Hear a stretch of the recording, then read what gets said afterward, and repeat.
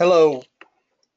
Our objective today is to just review some of the CNCPS current updates from 6.5 to 6.55. And in NDS, you will notice that this version is now 3.9.1.01. And this includes the most current update in the CNCPS going from 6.5 to 6.55. And we're looking at Dr. Buzz Burhan's screen, and I'll let him go through that with us right now. Thanks, Dave. So one of the things that we notice on the screen is that in the lower left-hand corner, there is a checkbox for CNCPS 6.5, which is what we've all been running on, and CNCPS 6.55. So what we're going to talk about are the changes in 6.55, and there's basically two changes in 6.55. The first one is that there is a new set of equations for the passage rate for forage, and this will have an implication on how much of the forage is digested, and it will basically increase the new equation is a slower passage rate. We'll look at that in a minute, and it will result in an increase in the digestion of forages in the model. When the digestion of the forage increases, so there's less that remains undigestible, it's going to increase the yield of metabolizable energy and metabolizable protein. This will make some significant changes in the predicted allowable milk or allowable gain, whatever you're modeling. So we want to show you a little bit today where these changes occur and why some of the things happen. A second change is that there's a change. It's not a huge change, but there is a change in the amino acid supply and requirement, and we'll look at that in a separate tutorial later. So when you open the program, you'll see that CNCPS 6.5 down here in the corner. If I look at a diet, here is a diet that is actually in use in the field. These cows are milking very close to this in the field on the last time I was there, which was about a week ago. If you go down to the RUM&N tab, you'll notice that this forage passage rate is at 5.23% per hour. Now, I probably should have a chalkboard to show you this, but the extent of digestion of a feed is the digestibility coefficient, the KD, divided by the combination of the KD and the KP, so the digestion rate and the passage rate. So for instance, if we take a KD of 4% per hour and we have a passage rate of somewhere near 4% per hour, then we're going to have 4% divided by 4 plus 4 equals 50% is going to be digested. If we take the passage rate and we drop that passage rate in half to 2% per hour, then we're going to have a 4% digestion rate divided by the 4% plus 2% passage rate. So it's 4 divided by 6. So we have a 66% digestion of that feed. So that's the impact of this change in the KP that we're going to see. That's how it's going to play out. We see here that the reference is listed, and the sale reference is the reference that's in 6.5 now, and that same paper was used to establish the passage rates for concentrates and liquid.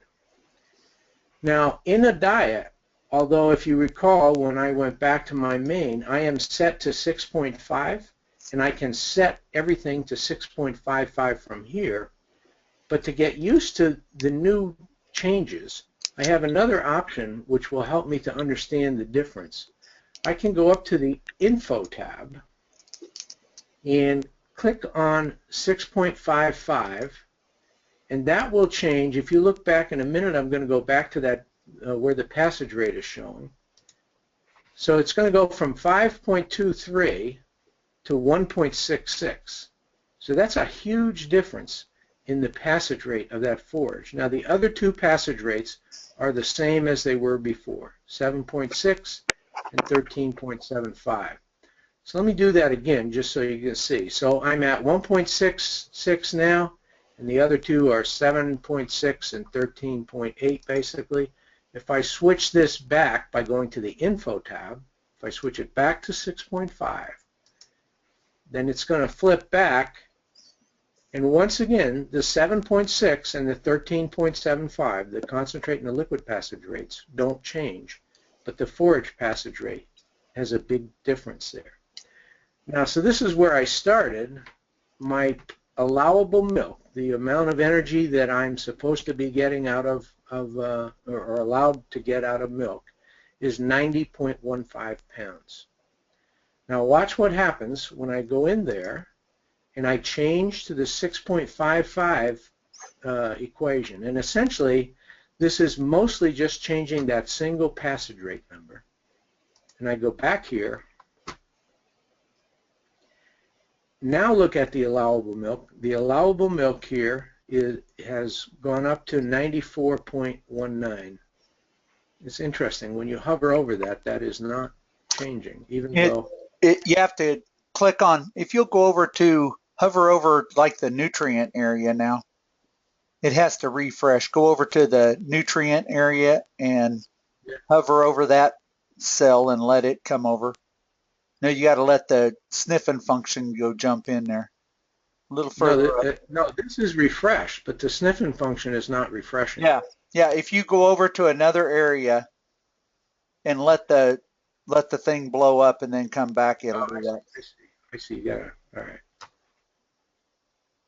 So let me do that. Let me go back over here. There it is. Thank you, Dave. So we see that we went from an allowable milk of 90 pounds up to 94 simply by changing the passage rate. So what's changing in there? Well, let's look at a couple of places that are allowing this diet to produce more milk. Hey, can I make a comment there? Sure. When you did that, if you look at your recipe name, it also, they've added the 6.5, and now that you're on 6.55, it's written into that recipe name. Right into the tab. Yep. Perfect. So you can see where you are. That's a good point. The other thing I would point out is that the citation for that reference is also changed. So the forage passage rate is from the Norfolk paper, and that's in 6.55. The other two are still the SAIL reference, which they did not change. So let's look at a couple of places where this changes. One thing you can do is go up here to feeds details and then look at nutrient contributions. So I'm in 6.55, and if I look at the, let's go over here to the ME supply. Let's look at the ME supply. So basically the corn silage is providing 43.4% of the energy, and the haylage is providing 7.5, we'll round it off, percent of the ME in this diet. Now if I close this, so remember those numbers, 43.4 for the corn and 7.5 for the haylage. If I go back and I change this back to 6.5, then go back and visit that again, I'm going to see, we'll go back over and get the ME, that the corn silage is now providing only 41.5%. So it's 2% less of the energy than when it was in 6.55. In the haylage, there's a smaller amount of haylage in this diet. The haylage went from 7.5% of the energy supply to 7%. So we're seeing a difference in the energy in particular. There is also a change in the MP supply, but the one that you're going to see most significantly is the ME supply there. There's a couple of other places where we can look at that. So we've seen that it changes the ME allowable milk. We've seen that it changes the contribution of the forages. We've seen that it changes the rate here when we change it to 6.5. If we go down here to the digestibility tab and look at the digestibility of NDF, the digestibility of NDF, the true digestibility is estimated at 41.9%. And I am on 6.5. Notice that I'm on 6.5. It's up in the tab up here. If I go back, remember this 41.9 for the NDF digestibility. If I go back to the info tab and switch to 6.55 and then come back out, the NDF digestibility has gone up to 48.6. So from 41% to 48.6. That's a huge increase in the digestibility of the NDF. So let's think about why is that happening. Well, we have a slower passage rate. So the feed material from forage is assumed to be present in the rumen for a longer period of time. It's not passing out as quickly. Because it's not passing out as quickly, there's more time for it to digest and be fermented, and that's causing this change in the digestibility, which is causing a change in our yields as well. We can see this also if we look at the excretion tab. So again, look back up at my tab. I'm in 6.55. If I look over here at the excretion of NDF in 6.55 as a percent of the NDF that's in the diet, I'm excreting 51.4% of the NDF. If I go up to my info tab and I change back to the original 6.5 that we've been using historically, instead of 50.7, I now have about, 58, I now change this to 58% of the NDF is being excreted. So it's not digested, so it ends up in the manure.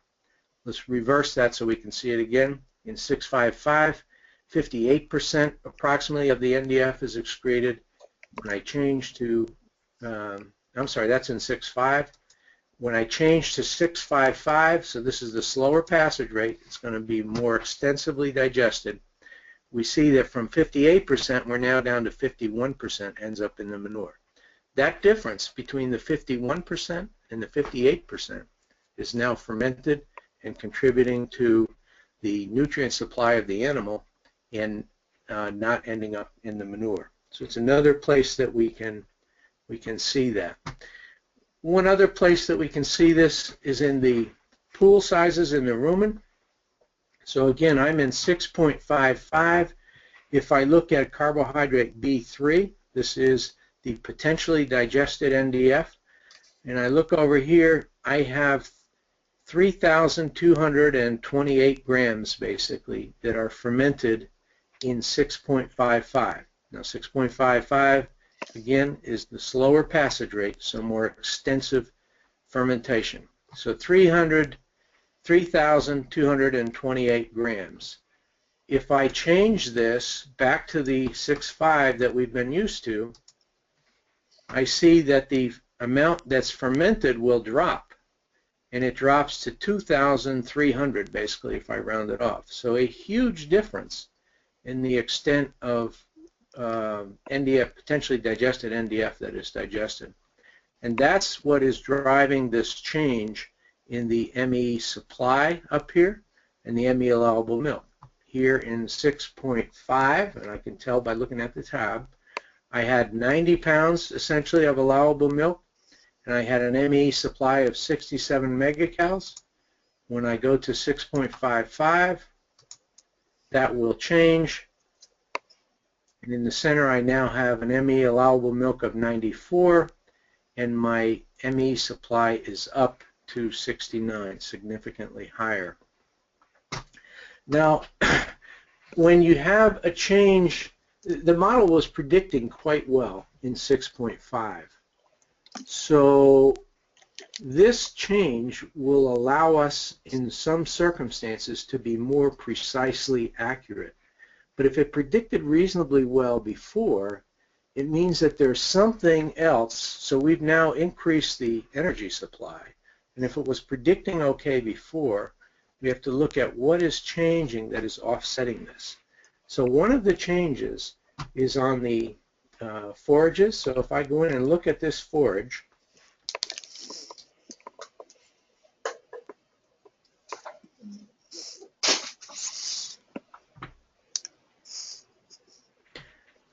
and then I choose to look at the intestinal digestibility.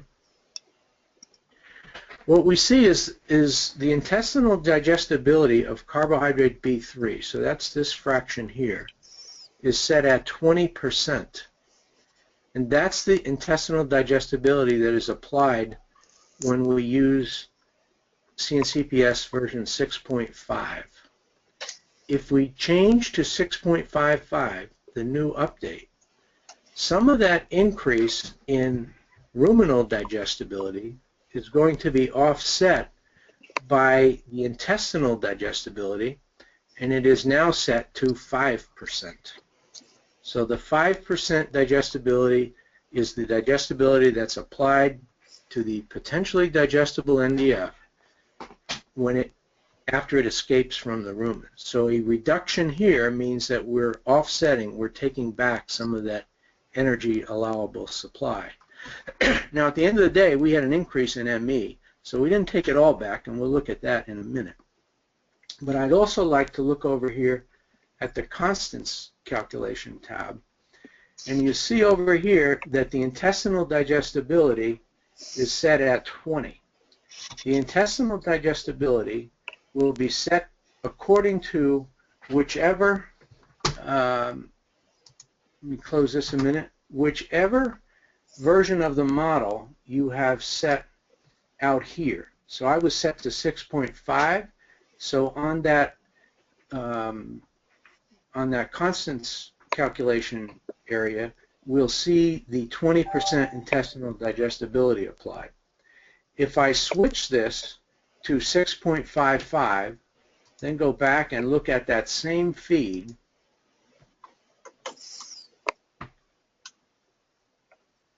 well, again, once that loads, we're going to look at the constants calculation tab. Well, we see that the intestinal digestibility of the potentially digestible NDF is now set to 5.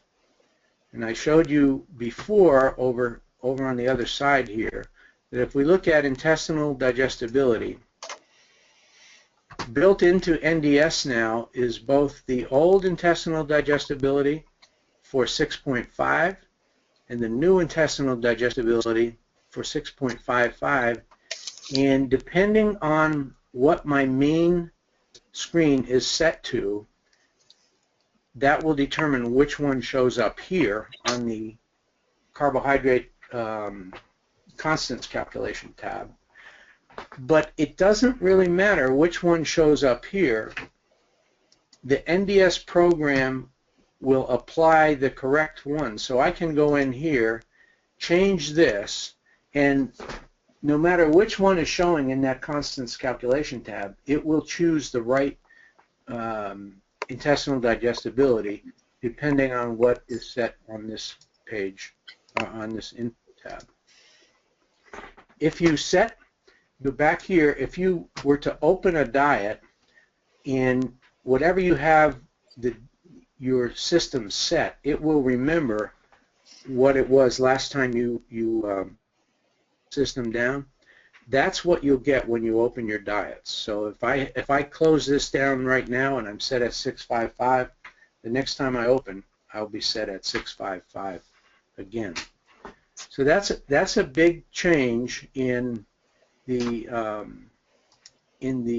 nutrient supply, and it's related to the, as we said, it's related to this passage rate change in the forage. So can we do one more thing before we Sure. close it up? Do you want to do the comparison now, or do you want to do a? No, I think what we'll do is we will. let me comment on one more thing, and then Okay. we'll do a second. So if you look at my two diets, I have a 4-pound difference in milk yield on these two diets. And how we're going to manage that, this is actually going to make us all better nutritionists, because we're going to have to pay attention to what's going on with the cows a little more closely. And basically, this extra amount of energy, these cows actually were making 90 pounds when I was there the other day. And if I go over and I look at my animal inputs, I'm set to a little bit less than that. So they were actually making 88 pounds. Interestingly, they were making 88 last month, and I touched the diet a little, and they did come up to the 90. So I set that to 90, and I go back over here, and this will change simply because there's a change in the input amount of milk, but it's basically the same deal there.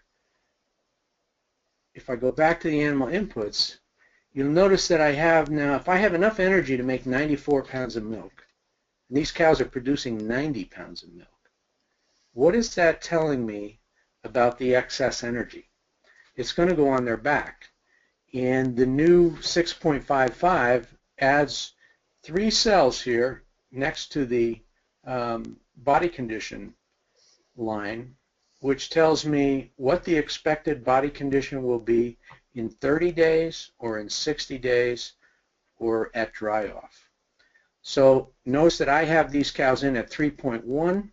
It's telling me that they're going to be 3.22 in 30 days. So if I take this to 3.22, and then I have to change this also. This is in 30 days. They're going to put on that much weight. If I go back over here from 94, it shoots back to 90, and I'm within a pound of what the cows are actually doing and what they're doing on 6.50. In another video in this series that we will provide here a little bit in a few minutes, we'll look at formulation strategies to keep this degree of accuracy. This is going to be particularly helpful in doing dry cow and heifer diets, and it's going to make us pay better attention to our cows when we do lactating diets. So I think that's probably enough of an explanation of what is going on here.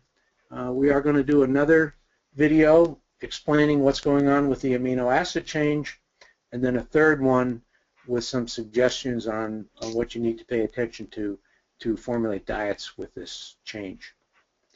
Okay, we'll close this one up and call it part 1, and we'll have a 2 and 3 coming as ASAP. So thanks, Buzz. Thanks, Dave.